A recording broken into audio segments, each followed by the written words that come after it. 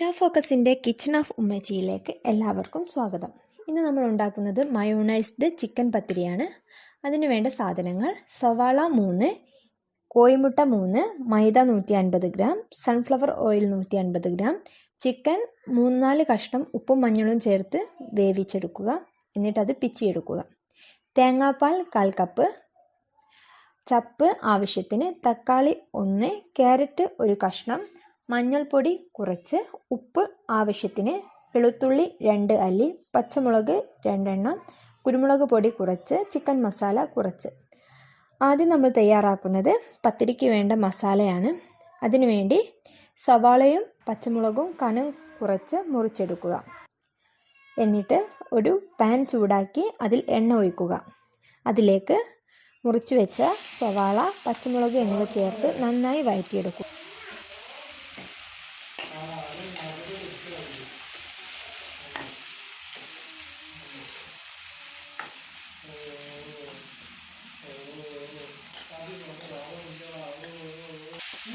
പിന്നീട് ഉപ്പും മഞ്ഞൾപ്പൊടിയും ആവശ്യത്തിന് ചേർക്കുക.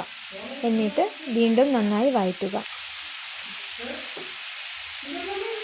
പിന്നീട് കുരുമുളക് പൊടിയും ചിക്കൻ മസാലയും ചേർക്കുക.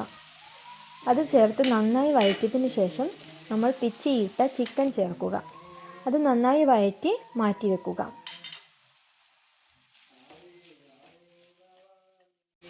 പിന്നീട് നമ്മൾ തയ്യാറാക്കുന്നത് പത്തിരിയുടെ മാവാണ്.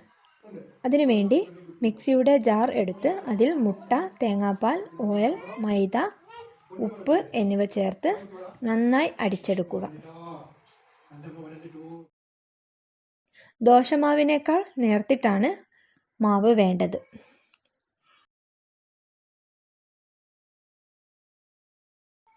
എന്നിട്ട് ഒരു പാനിൽ എണ്ണ പുരട്ടുക. എണ്ണ പുരട്ടിയ പാൻ അടുപ്പത്ത് വെക്കുക. നന്നായി ചൂടായതിനു ശേഷം അടുപ്പത്തേക്ക് പത്തിരിയുടെ മാവ് പകുതി ഒഴിച്ചു കൊടുക്കുക.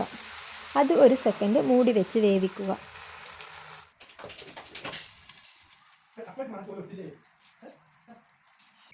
എന്നിട്ട് മൂടി തുറന്ന് അതിലേക്ക് ആദ്യം തയ്യാറാക്കി വെച്ചിട്ടുള്ള മസാല മുഴുവനായും പരത്തി വെക്കുക.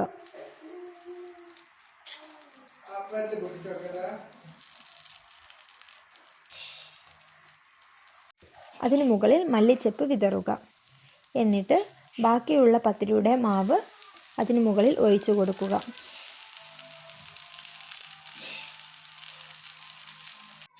എന്നിട്ട് വട്ടത്തിൽ അരിഞ്ഞു വെച്ച തക്കാളി, ക്യാരറ്റ് എന്നിവ വെക്കുക.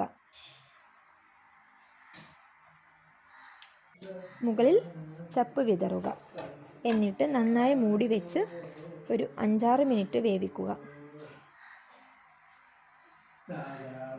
അടിഭാഗം വെന്തെന്ന് തോന്നിയാൽ പത്തിരി മറിച്ചിട്ട് വേവിക്കുക.